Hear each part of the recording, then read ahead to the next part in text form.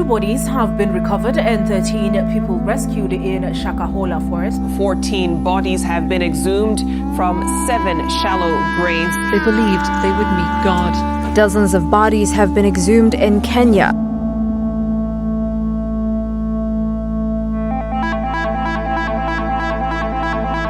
Tambueni, eleweni, jueni shetani ni nani. Hatuna marembo. Hiyo yote hatufanyi kwa sababu hiyo ni mali ya dunia. For many will come in my name claiming, I am the Christ, and will deceive many. You will hear of wars and rumors of wars, but see to it that you are not alarmed. These things must happen, but the end is still to come. Just who is Paul Mackenzie, and how did we get here? Paul Mackenzie was born in the 1970s in the eastern part of Kenya.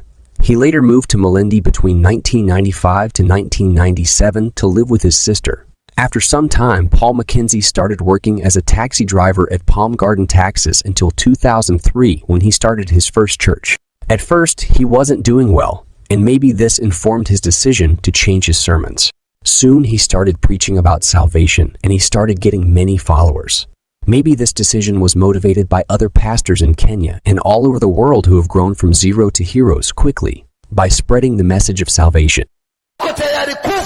Kwa sababu ya ushuhuda wa neno la Yesu. Fungasha virago vyako, rudi Misri, waambie nimeshindwa na safari ya Kanani. Vitu anavyoacha mtu huyu ni vitu gani?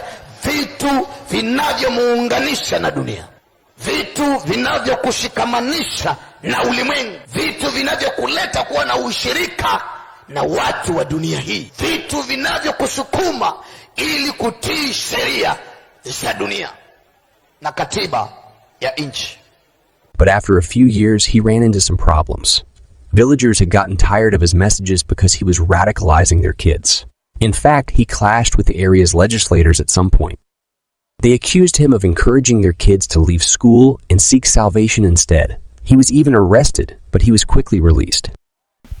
Sauti ambayo niliisikia ya Yesu ikaniambia, kazi niliyokutuma kuhubiri the end time messages for 9 years imefika mwisho. The law and faith, they will fight forever. Okay, nikaambia watu education is evil. Okay? Wakasema chukueni Mackenzie mweke gerezani. Nikachukuliwa kweli, nikawekwa gerezani. Nikasavu ile gereza ile siku nilisavu. Nikatoka. But today I remind all people in the world, have they seen that prophecy that education is evil? Leo watoto wao wanafundishwa ushoga na usagaji, lesbianism and inaitwaje, gayism kwa mashule. CBC ni nini? Comprehensive Sex Education.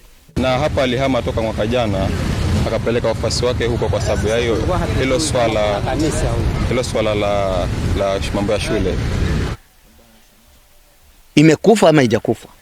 Shortly after, the Kenya Film Classification Board banned his TV station on the basis of radicalization. Soon, he had no option but to close his church and run away from that village. And that's where it all started. The shallow graveyards. Police received reports that Pastor Paul Mackenzie was starving his followers to death.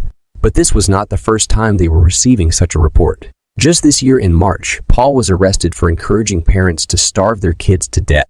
However, he was released on a Kenya shillings 10,000 cash bail. Controversial Malindi-based pastor Paul Mackenzie has today been released on a Kenya shillings 10,000 bond. They rushed to Shakahola farm, hoping that it was only a handful of followers, but what they found shocked them. At first, the police found 15 people who were fasting. Unfortunately, 4 of them died, including 3 men and a woman. They quickly rescued the rest and rushed them to the nearby hospital for treatment. They also arrested Paul Mackenzie together with his colleagues. Unknown to many, this was only the start. The next day, police exhumed more bodies, and it was soon clear to everyone that there is more than meets the eye. NGOs flew to the scene, and they were also shocked by what they found. It did not take long for them to ask the government to send in more help. They also set up a lost person booth and encouraged people who suspect their loved ones were lost in the cult to file a report. People started streaming in and reporting their lost loved ones, forcing the government to intensify the search. In no time, more starving followers and even children as young as 5 years old were found. It was time to accept that we are not dealing with an ordinary church leader anymore. Instead, we are dealing with an arrogant cultist who is determined to take away as many lives as possible. By the time of going live, the number of bodies exhumed from the forest was at 79, with the detectives yet to dig up more graves.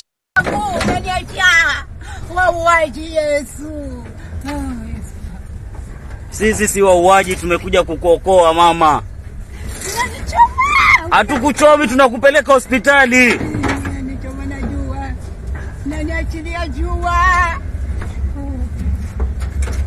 Wacha Yesu atakuokoa, lakini Yesu wa ukweli si huyu kiongozi wenu anaitwa Mackenzie.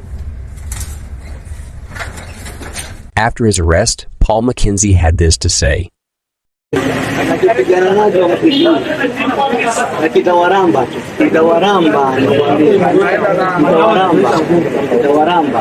So, what is his motive? While it may be difficult to pinpoint the specific motive, we have reason to believe that his actions might have been fueled by his greed for materialistic things. He convinced his gullible followers to give out everything they owned to him since the end of the world was here. Mambo ya fedha haijafika mahali ya kwamba hatuwezi kutumia.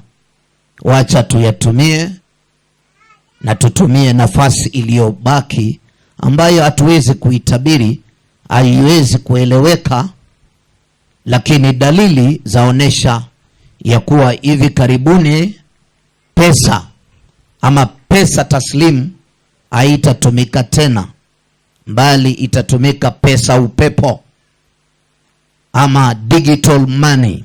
Mtu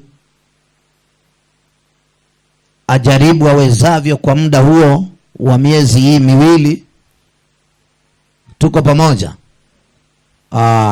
uweze kutoa 1,000 ama ukiwezeshwa zaidi ya 1,000. Sawa sawa.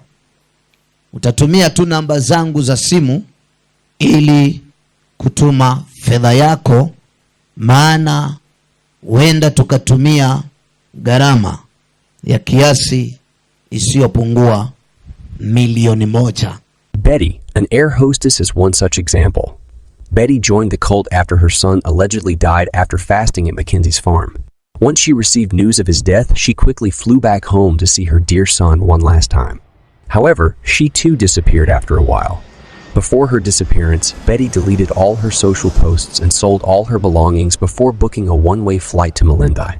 She even wrote an emotional letter to her husband inferring that she might never return again.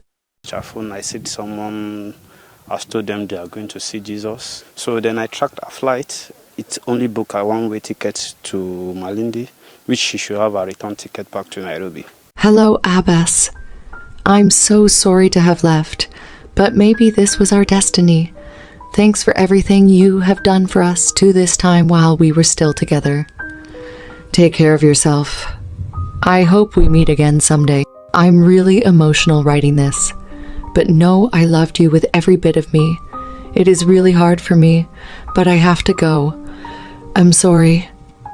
Thanks for the memories, good, the pains we went through together, the plans we had. I wish I had met your family. But that's the almighty plans. Have a lovely life and always know we watching from above. You know one day we are gonna be history. Goodbye. The second motive for his heinous acts may be power and control. Do you remember the infamous Jonestown cult massacre in 1978?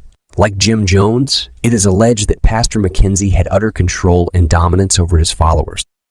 Some claim that Paul Mackenzie would beat you up or even kill you if you question his ways or refuse to fast.